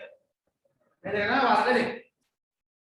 උදේ මේ අක්‍රීය කැමරාවක තියෙන මේ අක්‍රීය සංවේදකයි සක්‍රීය සංවේදකයි ගැන කතා කරද්දී අපි කතා කරනවා මේ චන්ද්‍රිකාවක තියෙන මේ සෙන්සර් එකත් එක්ක විදාකාර අරමුණු ග්‍රහණය කරගෙන සමහරවිට මේ සෙන්සර් එකත් එක්ක අපි කතා කරනවා ඒක රෙසලූෂන් එක තියෙනනේ මම සිංහල වචෙන් ගන්න රෙසලූෂන් අපි කියන්නේ මෙගාපික්සල් කියලා. මේ සෙන්සර් එකේ ගුණාත්මක භාවයත් එක්ක ඒ කැමරාවේ තියෙන සෙන්සර් එකේ ගුණාත්මක භාවයත් එක්ක ඒක රෙසලූෂන් එක තියෙනනේ ඒක තමයි මෙගාපික්සල් කියලා අපි කියන්නේ. පික්සල් ඩෙන්සිටි එක. දැන් අපි කියන්නේ මේ කැමරාවේ දැන් මෙහෙම කැමරාවක් ගත්තොත් මේ මගේ තියෙන කැමරාවට වඩා මෙගාපික්සල් ගාන හොඳයි Apple කැමරා එක වගේ. සමහර වෙලාවට දැන් අපි ගත්තොත් මේ අලුතෙන් එන Samsung ෆෝන් ගත්තොත් Note series ගත්තොත් Note series එකේ ඒක වැඩි. පික්සල් ගාන වෙනස්. නේද? ඒ අපි කතා කරනවා මේ කැමරාවේ තියෙන සෙන්සර් එකේ ප්‍රමාණාත්මක භාවයත් එක්ක ඒකේ අපි කියන රෙසලූෂන් එක තමයි මෙගාපික්සල් ගාන වෙනස්. හරිද? දැන් අපි ගත්තොත් එහෙම මේ මෙගාපික්සල් ගාන කියන්නේ අපි ගත්තා මෙගාපික්සල් මේ පික්සල් එකක් ගැන කතා කරොත් එහෙම සමහර කැමරාස් වල මේ පික්සල් එක ලොකුයි. මෙගාපික්සල් රේට් එක දැන් අපි ගත්ත මෙන්න සමහර වෙලාවදී මේ චූටි වෙනකම් ફોකස් කරන්න පුළුවන්. දැන් අපේ කැමරාවේ මොකක්ද ගමන සමහර වෙලාවේ ඒක පොඩ්ඩක් දැන් ඇරෙත් ඔයාලා ෆොටෝ පේනවනේ zoom කරගෙන යනකොට ෆොටෝ දෙකක් වෙනවා පේන්නේ. ෆොටෝ දෙකක් වෙනවා පේන්නේ. දැන් ෆෝන් එකේ ෆොටෝ ගහපු ෆොටෝ එක මෙහෙම zoom කරගෙන යනකොට අන්තිමට ලොක් වෙලා පේනවනේ. ආයේ උඩරීමට ඇවිල්ලා උඩලන්නේ ෆෝන් එක. දැන් ඊට වඩා හොඳ ෆෝන් එකකින් ගහුවනම් තව මේක ફોකස් කරන්න පුළුවන්. අපි කියනවා රෙසලූෂන් එක සෙන්සර් එකේ කියන රෙසලූෂන් එක කියන. අනිත් සෙන්සර් එක ගත්තොත් මේ සෙන්සර් එකේ ගුණාත්මක භාවය තීරණය වෙන එක හොඳ ඇඩ්වාන්ස් සෙන්සර් එකක් තියෙනවා ඒක රෙසලූෂන් එක වැඩි. සිංහල වචන නෑනකොට රෙසලූෂන් කියන එක. හරි. ඒතකොට ඒකේ තියෙන මෙගාපික්සල් ගාන වෙනස්. සෙන්සර් එක හොඳ වෙන්න ඒකේ තියෙන මෙගාපික්සල් ගාන වැඩි. හරිද? හරි. එතකොට පුතේ මේ අපි ගත්ත මේ සංවේදක ගැන කතා කරලා මේ සංවේදක කියලා කියන්නේ සෙන්සර්ස්. හරි. සංවේදක කියලා කියන්නේ සෙන්සර්ස්. ඒ සෙන්සර් එක ගැන කතා කරද්දී ඒ සෙන්සර් එක ගොඩාක් ඇඩ්වාන්ස් සෙන්සර් එකක් නා. ඒ ඇඩ්වාන්ස් සෙන්සර් එකේ තියෙන මෙගාපික්සල් ගාන වැඩි. ඒ ඇඩ්වාන්ස් සෙන්සර් එකක් නෙවෙයි නා. ඒකේ තියෙන මෙගාපික්සල් ගාන අඩුයි. දැන් මගේ තියෙන කැමරාවේ සෙන්සර් එකට වඩා සමහර ෆෝන්ස් වල සෙන්සර් එක ගොඩාක් ඇඩ්වාන්ස්. දැන් නෝට් සීරීස් එකක් ගත්තොත් මේ නෝට් සීරීස් එක සෙන්සර් එක ඉතාලම ගොඩාක්ම ඇඩ්වාන්ස්. හරි. ඒතකොට ඒකේ තියෙන ඇඩ්වාන්ස් එකත් එක්ක මෙගාපික්සල් ගාන වැඩි. ගොඩාක් ફોකස් කරන්න පුළුවන් කොට. ගොඩාක් ඇද ફોකස් කරන්න පුළුවන්. දැන් සාමාන්‍යයෙන් දින කැමරාවක සෙන්සර් එක වගේ නෙමෙයි. ඒකේ තියෙන මෙගාපික්සල් චන්ද්‍රිකාවක තියෙන සෙන්සර් එකක් වෙන භූමිය නෙමෙයි. අත භූමියක් තමයි හොටල් ගන්න. හරි. ඒකේ තියෙන සෙන්සර් එක ගොඩාක්ම ඩීප් ඇනලිසිස් වලට හදපේවා. ඒ කියන්නේ ඒකේ සෙන්සර් එක ගොඩාක්ම හොඳයි. ඒත් එක ගිගා පික්සල් රේට් එකක් තමයි ඒකේ තියෙන්නේ. ගොඩාක් zoom කරන්න පුළුවන්. හරිද? හරි. ඕක තේරුණාද? ඔය කියපු කතන්දර තේරුණාද? සෙන්සර් ගැන ඔච්චර ගොඩක් අහන්නේ නැති වෙයි මම ඔය කියන්නේ සම්පූර්ණ සිලබස් එකේ තියෙන කොටස කතා කරලා ඉවර කරා. ඔච්චර අමාරු කරලා අහන්න නැති වෙයි. ඒක තේරුණාද? කාටද කෙනෙක් අවුලක් තියනවද?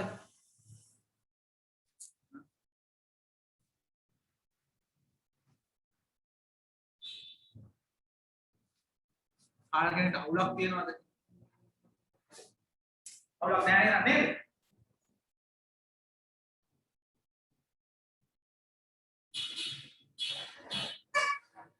මම හිතන්නේ අවුලක් නැහැ. එතකොට ඔන්න පැහැදිලි කතන්දරය ඒකේ සෙන්සර් එකත් එක්ක මේක තීරණය වෙනවා. සෙන්සර් එකත් එක්ක මේ කතන්දරේ තීරණය වෙනවා. හරි. තීරණය. ටැක්නිකල් විදිහට සෙන්සර් එකත් එක්ක මේ කතන්දරේ තීරණය වෙනවා. හරිද? හරි. එතකොට අපි කතා කරන මේ සෙන්සර් එක එහෙම කතා කරමු සෙන්සර් එක හරි කාරණා කියන්න පුළුවන්. දැන් අපි ගත්තොත් එහෙම මේ සෙන්සර්ස් වලින් ග්‍රහණය කරගන්න දත්ත තියෙනවනේ. හරි. ඒ ග්‍රහණය කරගන්න දත්ත ගත්තොත් එහෙම ගබඩා කරන්න සම්පූර්ණයෙන් මේ දත්ත ගබඩා කරන්න පුතේ අපි කතා කරපු විදියට අපි කතා කරලා තියෙනවා මතකයි වල කතා කරා. GS වල කතා කරලා දත්ත ගබඩා කිරීමේ ක්‍රම දෙකක්. නේද? මේක ගබඩා කරන්නේ සිව්රස් ආකෘතියට. සිව්රස් ආකෘතිය තමයි දත්ත ගබඩා කරන්නේ. මෙගාපික්සල් කේස් එකේ ඉන්න සිව්රස් ආකෘතිය තමයි දත්ත ගබඩා කරන සිව්රස් ආකෘතිය අපි කිව්වේ මේ නේද? හා නේද? ඔයාලා කිව්වා නේද? මතකයි සිව්රස් ආකෘතිය නේද?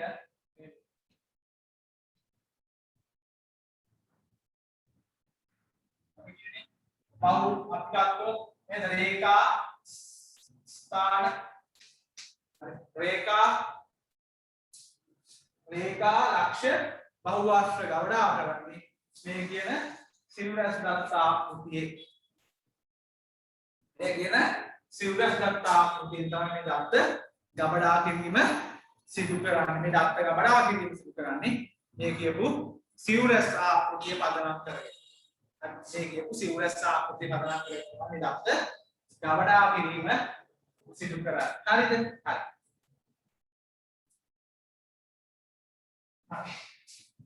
දැන් මේ ටියුබ් එක ටයිප් කරන්න දුන්නාම එවෙන්න වෙන කට්ටක් කාලා මම ටයිප් කරලා මේ හැදුවේ තාම පොස්ට් එක දාන්න ඉතල වැඩි ඉතින් එපා ඔගේ වන්න දැන් අපි කාලා දුන්නේ ආදී ස්ටුඩියෝ ටියුබ් එකක් මම හදාගෙන යනවා ඉන්න ඔයගොල්ලන් සම්පූර්ණ එකක් පිළිවන්නේ ඒක සාකච්ඡාවක් කටේ අමාරුයි කියලා ඒකට අවශ්‍ය සාකච්ඡාවක් සම්පූර්ණ ඩිබේට් සිස්ටම් එකක් හදන්න ඉන්නේ ඒක හදලා අතර පටන් ගන්න එක දැන් මම සතිය කරනවා කිව්වනේ හරි ඒකට කොඩ් එක දාන්න ඈ ඒකට රෙකෝඩින් එක දානකොට කැමති කට්ටියට එන්න පුළුවන් ෆ්‍රී කට්ටිය අනිත් කට්ටියට රෙකෝඩින් එක බලන්න පුළුවන්. හරි. අපි ඉස්සරහට යමු. මෙතනදී අපි සංවේදක වර්ග දෙක දැන් කතා කරන්නේ අක්‍රීය සංවේදකයි සක්‍රීය සංවේදකයි.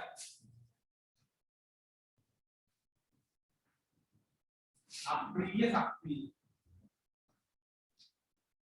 මේ ගත්තොත් එහෙම පුතේ මේ අක්‍රීය සංවේදක සක්‍රීය සංවේදක වලට උදාහරණ තියෙනවා. හරිද? මේ බලන්න වීඩියෝ කැමරා හා ගුවන් කැමරා බහු වර්ණාවල සුපරීක්ෂණ හරිද? ඊළඟට තාප මේක මේ ටර්මිනල් ස්කෑනර්ස් හරිද? තාප සුපරීක්ෂණ කියන ඒවා මෙතනදී අක්‍රීය අක්‍රීය සංවේදක කියලා කියනවා. ක්‍රියාකාරී සංවේදක කියලා කියන්නේ ලේසර්ස් පරීක්ෂණ රේඩාර් හරි ඊළඟට රේඩාර් ප්‍රතිබිම්බානය කියලා අපි සරලවම රේඩාර් කියනවා. මේ සක්‍රීය සහ අක්‍රීය කියන්නේ ඇයි සෙන්සර්ස් වලට. දැන් මම කිව්වනේ RS වල හරිද RS වල ප්‍රධාන එක මොකද්ද? RS කියන්නේ දුරස් සංවේදනය. මම කිව්වා GPS නම් සම්පූර්ණයෙන්ම සැටලයිට් හරහා තමයි වැඩ කරන්නේ. RS 99%ක් සැටලයිට් හරහා ක්‍රියාත්මක වෙනවා කියලා කිව්වා. ඉතින් ඒක නම් ඒ සාමාන්‍ය RS සම්පූර්ණයෙන්ම 100%ක් අධිකාරාන්නේ. හැබැයි RS දුරස් සංවේදන ක්‍රියාත්මක වෙන්නේ වැඩි හරහා චන්ද්‍රිකා හරහා. ඒ චන්ද්‍රිකා නොවනේවා තියෙනවා. හරිද? චන්ද්‍රිකා නොවන ක්‍රියාවල හරහා දත්ත ග්‍රහණය කරනවා. හරි සමහර වෙලාවට ගුවන් යානයක ඒ කැමරා පද්ධතියක් අටවල ගුවන් යානය යනවා. ගුවන් යානය හරහා තොරතුරු ග්‍රහණය කරනවා. ඒතකොට චන්ද්‍රිකා තාක්ෂණය මේ හිතට වෙලා තියෙනවා. තේරෙනවද? දැන් GPS නම් 100%ක්ම චන්ද්‍රිකා තාක්ෂණය හරහා තමයි ක්‍රියාත්මක වෙන්නේ. RS එක කතා කරලා භූගෝලීය වශයෙන් වැදගත් තොරතුරු කැප්චර් කරගන්න ග්‍රහණය කරගන්න චන්ද්‍රිකා තාක්ෂණය තමයි 99% භාවිත කරන්නේ. 99% භාවිත කරන චන්ද්‍රිකා තාක්ෂණය. හැබැයි 1ක් වගේ ප්‍රමාණයක් සමහර වෙලාවෙදී වෙන ක්‍රමවේද භාවිත කරන්න පුළුවන්. ඒ වෙන ක්‍රමවේද භාවිත කරලා දැන් ගුවන් යානයක් ගත්තොත් එහෙම ගුවන් යානයේ පල්ලෙහා ඉඳලා උඩුගත කරනවා. උඩුගත කරලා තොරතුරු ගත්තට පස්සේ පල්ලෙහාට දැස්සට පස්සේ කැමරාව ඕෆ් කරනවානේ. ඒ කැමරාව නවතින්න නැතුව මෙහෙම පෘථිවි කක්ෂයේ සමාන්තර ආකාරයෙන් හැමතිස්සම යනවාද? නෑ ඒක කක්ෂයේ සම්පාදක නෑ පල්ලෙහාන් යන්නේ. ඊළ බාන. ඒක පැරිස් 24ම ඇක්ටිව් සෙන්ස් එකක් නෙමෙයි.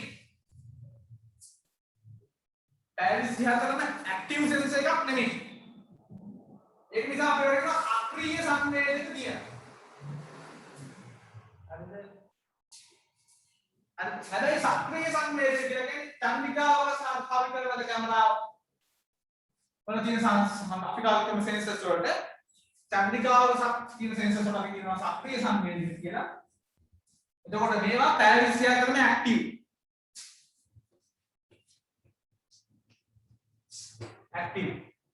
පැරිස් 24ම ඇක්ටිව්. අනේ මේවා ඉන්ඇක්ටිව්. ඒ කියන්නේ පැරිස් 24ම ඇක්ටිව් නෑ. හරි. එතකොට මේ මගුල තියෙන සංවේදක කතන්දරේ තමයි. ඒක අමාරු මගුලක් ඔගේ නෑ. හරි. දැන් මම හිතනවා ඔයාලට මේක තේරුණා ඇති කියලා. දැන් මේක වාසිය අවාසි තියෙන වාසිය අවාසි උඩ කියව ගන්න. හරිද?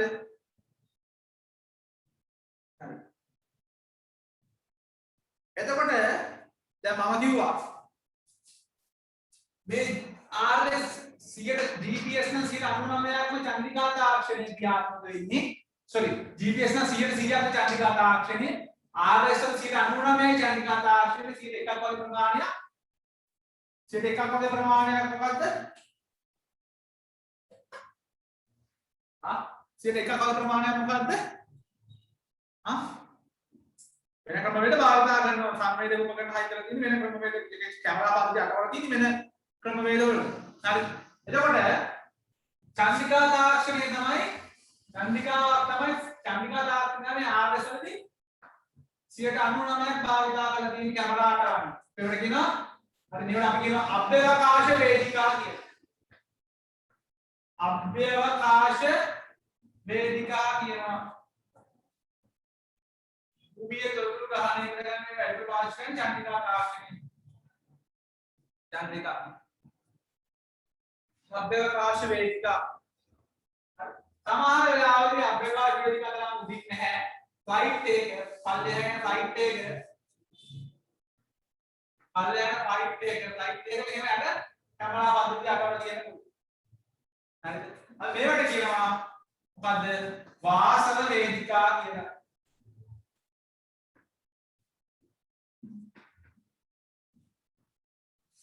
මේ අටවල තියෙන කැමරා පද්ධතිය මේ තරම් ගොඩක්ම ඒ කැමරා පද්ධතිය සෙන්සර් එක ගොඩක්ම ඇඩ්වාන්ස් නැහැ. හරි? නවාසන වේදිකා හරි සමහර වෙලාවෙදී භූමියට ස්පර්ශ වෙන පහළ භූමියට ස්පර්ශ වෙන ප්‍රදේශයේ ඉඳලා කුළුණක් සිදු කරලා ඒ කුළුණ උඩ කැමරා පද්ධතිය අටවලා තියෙන පුළුවන්. අර මේවට කියනවා මොකද්ද? භූපාදක වේදිකා කියලා. භූපාදක වේදිකා භූපාදක වේදිකා කියලා අපිට කියනවා. භූපාදක වේදිකා කියලා අපිට කියනවා. හරිද? හරි.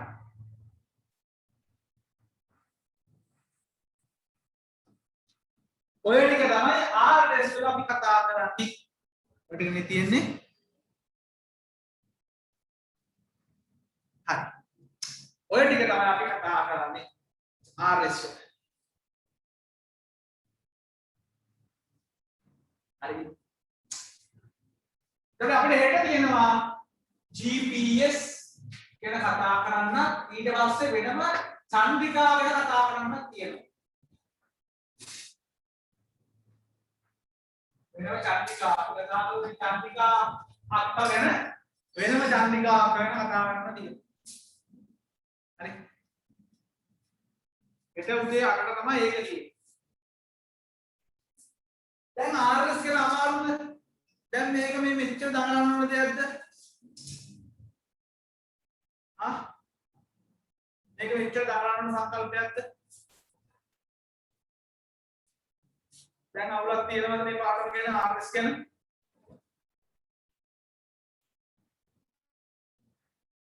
කතා කරලා බලන්න පුතේ.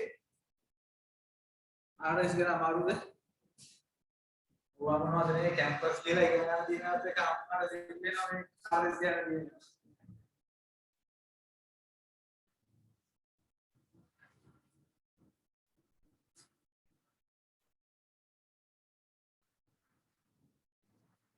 අවුලක් තියෙනවද කාට හරි?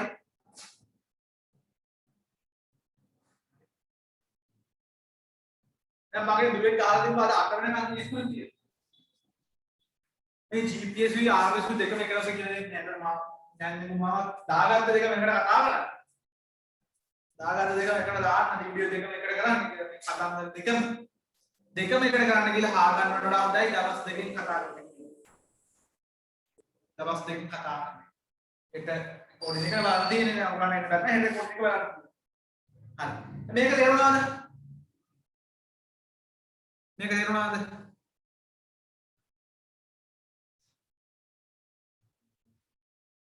අවුලක් තියෙනවද කාට හරි අමාරුද?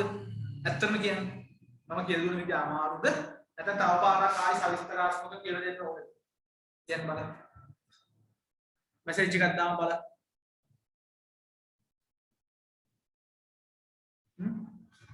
පැහැදිලි. අනිත්‍යයටත් ඒකේ ගැටලුවක් තියෙනවද?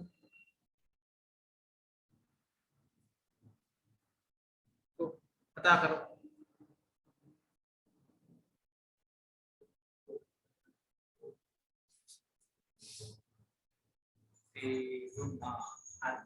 මයින් සමුදාය නම් වැඩේ RS ගැන අපි ඉවර කරා. RS ගැන හෙට අපි GPS කතා කරනවා. GPS සහ චන්ද්‍රිකා ගැන කතා කරනවා. හෙට සිද්ධාන්ත ඉවර කරනවා. සිද්ධාන්ත සාකච්ඡා කිරීම ඉවරයි. හැබැයි ඔබට අමතක වුණා කියලා කියන ඔබට අමතක වුණා කියලා අමාරුයි කියලා කියන එක කතා කරනවා. බියෝමෝල්ටයි අර පරිසර පද්ධති කියන කේස් එකකයි නෝට් එක දෙන්න ඒක කියව ගන්න ඉච්චා. හරි? හරි. එතකොට අපි නැවත වතාවක් ඔබලා අලුත් ටියුට් එකක් දීලා හරිද?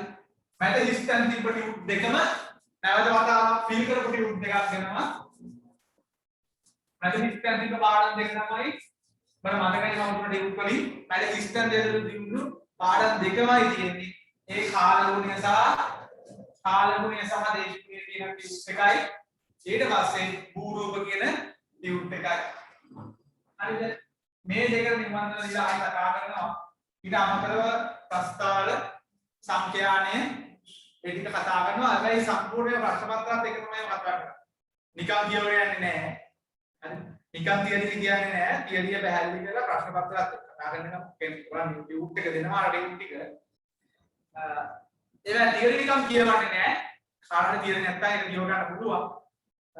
ප්‍රශ්න පත්‍රات එක තමයි අමාරු දැන් කතා කරන්නේ. ප්‍රශ්න පත්‍ර තිබ්බ දැන් කතා කරන විශේෂයෙන්ම බෞද්ධ භූගෝල විද්‍යාලයේ පාස් පේපර්ස් එක දෙක ප්‍රශ්න ගොඩක් කතා කරනවා බලාපොරොත්තු වෙන්නේ. මොකද සිලබස් වෙනස් වුණා කියලා ඒ පාඩම සාම්ප්‍රදායික ආකාරයෙන් භූගෝල විද්‍යාලයේ වැඩගත්ම පාඩම් වෙනස් වෙලා නැහැ. ඒ වගේ උදාහරණයක් පාස් පේපර් උත්තර ලිව්වොත් ඔබට මේක වල දාගන්න පුළුවන් ලබන මාස සහ ඊළඟ මාස ප්ලෑන් එක ඕක. හරි. වැඩියෙන් වැඩ කරමු. දැන් මේ සතියේම කාලගුණ හා දේශගුණ එක තියෙනවා නේද? දැන් මේ සතියේම කාලගුණ හා දේශගුණ එක තියෙනවා. හරියටම කිව්වොත් ඒක බ්‍රහස්පතින්දා නෙමෙයි බ්‍රහස්පතින්දා වන්දි දවසේ. බදාදා මම ඒක කරන්න. හරි. බදාදා ඒක කරන්න. හරියට බදාදා අපි ඒක ලෑස්ති වෙමු. කාලගුණ හා දේශගුණ සම්පූර්ණ හරි. වායුගෝලීය සංකල්පකාවන් ගැන කාලගුණ හා දේශගුණ මූලිකාංග මේ ඔක්කොම සම්පූර්ණයෙන් කතා කරනවා. ආල්මන් මේක මූලිකාංග ඊළඟට දේශගුණ විපර්යාස එලිනෝ ලානිනෝ හරිද? එලිනෝ ලානිනා සහ මේ ටික සමස්තය කතා කරන බලාපොරොත්තු වෙන දේශගුණ විපර්යාස අපිට බලන්න අමාරු මේ කොටස් ටික හරි. එහෙනම් අපි යවන සතියේ හෙට හම්බ වෙනවා. හෙට උදේ 8ට මම ලින්ක් එක දාන්න. හෙට GPS සහ අර කොටස කතා කරලා අපි ඉවර කරමු. හරි. කාලේ අවසාන අපිට ප්‍රශ්නයක් වෙනවා අහන්න පුළුවන්. එහෙනම් අදට නතරලා එහෙම නැත්තම් අපිට හෙට උදේ 8ට හම්බ වෙන්න පුළුවන්.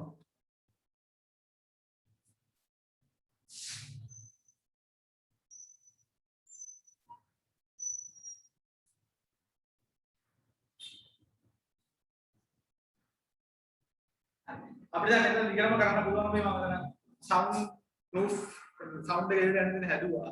දැන් ඒක බලමු. හරි. දැන් මම රෑඩක් එක තමයි කරන්න බලාපොරොත්තු වෙන්නේ. අපිට ප්‍රශ්න සාකච්ඡා කරන්න ඉස්සරහ වෙන්න. මේ විදිහට කතා කරමු ඉස්සරහට. ඒක අපි අනිවාර්යයෙන්ම මේක ඉවර කරගන්න පුතේ. හොඳ ප්‍රතිඵලයක් ගන්න වැඩ කරන්න ඕනේ.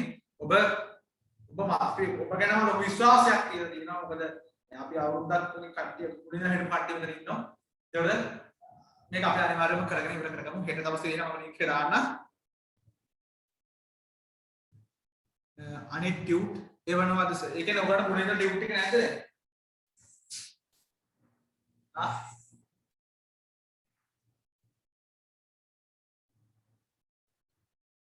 හෙට පැය කීයක් කියලාද කියලා අහනවා. GPS සහ චන්දිකා ගැන කතා කරලා ඉවරයි. ඒ කියන්නේ මට කියන්න බෑ වෙලාවක් කොච්චර යයිද කියලා. සාමාන්‍ය පැය දෙකක් කියන්නේ නැහැ. දෙකකට අඩු කාලයක් කියන්නේ. මම ගෙවන්නම් ඒක. හරි. අපි සෙට් එක ගෙවන්න තියෙනවා කට්ටියනේ. මම ඒක දාන්න යනවා. හරි. උදාට හම්බුනද සෙට් එක මම පොඩ්ඩක් මැසේජ් එකක් දානවද? තරහ නැතුව අපි දිනුවත් උදා දාන්න. එහෙනම් අපේ මනුෂ්‍ය දුවගෙත් තියෙනවා. අපේ කට්ටිය තියෙනවා. තමයි කට්ටිය කියවන්න තියෙනවානේ. හරි මම ඒක ගෙවන්න. හරි. දැන් ඔය ටියුට් හම්බෙච්ච නැති. කියන්නේ පන්ති 20000 ගෙවලා මේ මාස ටිකේ මේ ඒ ටික ගෙවලා අර රිවිෂන් එකේ ටික ගෙවලා ටියුට් හම්බෙච්ච නැති කට්ටිය හොර ඉන්නවා ගෙවන්න. හරි. හරි. ඒ ටික ටියුට් හම්බෙච්ච නැති කට්ටිය හොර ඉන්නවා. මම මැසේජ් එක දාන්න. මට මෙන්න මේ දෙන්න මම ෆීස් ගෙවලා තියෙන මේ මාස මට ටියුට් එක හම්බුනේ නැහැ කියලා මැසේජ් එක දාන්න. මට අත්දලා මේ මාස සතියේ ඒ ටික ගෙවන්න. හරි. හරි. හරි නේද එහෙනම්? පොඩක් PM කරලා මැසේජ් එක දාන්න පොඩි. හරි. පොඩක් PM කරලා මැසේජ් එක දාන්න. PM කරගෙන මොකක් හරි ඔයාලා මේ වගේ ඇරලා දාන්න. ඒක දාලා ගන්න. හරි. හැබැයි ඔයාලා Google ෆෝරම් එක ෆිල් කරලා තියෙන්න ඕනේ ඈ. අර මම දැම්මම ඔයාලා Google ෆෝරම් එක ෆිල් කරනකොට මම ඒ ඇඩ්‍රස් සෙට් එක තමයි ඒක print out එකක් අරගෙන ඒක highlight කරලා තමයි ටියුට් යවන්න ඕන කට්ටියට යවන්නේ කියලා මම මේ දාන්නේ. ඉතින් කාටද දෙන්න බෑ. මට ඔය ටියුට් දාන්න වෙලාවක් නැහැනේ. නේද? ඒ කියන්නේ මට ටියුට් ලියලා ඇඩ්‍රස් ලියලා ඉන්න වෙලාවක් නැතිනම් මම මේ සම්පූර්ණයෙන්ම මේ සෙට් එක print out කරන් කපලා ඒක කරන්න දෙනවා කියලා. ඒ Google ෆෝරම් එකට දැන් මේ ඇඩ්‍රස් ටික දාන්න කන්ෆර්ම් කරලා. හරි? ඇඩ්‍රස් එකයි නමයි ඒක කන්ෆර්ම් කරගන්න. ඒක ෆිල් කරලා නැත්නම් ආයෙ ෆිල් කරලා මම ගෲප් එකට දාන්නම් ඒ ෆෝරම් එක. ඒක අනිවාර්යෙන් ෆිල් කරන්න නැත්නම් මට ඇඩ්‍රස් හොයන්න බෑ. ඔයගොල්ලන්ගේ ඇඩ්‍රස් ඔයාලා chat box එකේ ඇඩ්‍රස් හොයන්න කිව්වොත් එහෙම දැන් මට හොයන්න වෙන්නේ නැහැ ජීවිතේ. ඒක නිසා තමයි ෆිල් එක දාලා තියෙන්නේ. හරි? හරි ඒක ගාන ෆිල් කරන්න ඒක හරියට ෆිල් කරන්න වැරදි ෆිල් කරන්න එපා හරි ඒතර මම ඒකට දාන්න පුළුවන් හරි හරි එහෙනම් උදේ අද නතර වෙනවා හෙට උදේ අපි 8ට හම්බෙමු හෙට උදේ 8ට හම්බෙමු GPS සහ චන්ද්‍රිකා ගැන කතා කිරීමේ අරමුණේ හෙට කාට හරි එන්න දෙන්න හෙට කාට හරි එන්න බෑ රෙකෝඩින් ගන්නවා දැන් මම මේක වෙච්ච එක මේක රෙකෝඩින් එක අප්ලෝඩ් කරන්න හරි සියලු දෙනාටම බොහොමත් ස්තුතියි අර සම්බන්ධ වීම සම්බන්ධව මම හිතනවා RS වලට මොකද පැහැදිලි කියලා හෙට අපි GPS කොටස සම්පූර්ණයෙන්ම නිරාකරණය කරගමු ඊට පස්සේ අපි පටන් ගන්න ප්‍රශ්න පත්‍ර වසන්තයයි මේ ප්‍රශ්න පත්‍ර වසන්තයත් එක්ක කට්ටිය එකතු වෙමු හරියට කරගන්න හොඳ ප්‍රතිඵලයක් වෙන වැඩ කරමු හරි එහෙනම් සියලු දෙනාටම බොහොමත් ස්තුතියි අර සම්බන්ධ වීම සම්බන්ධව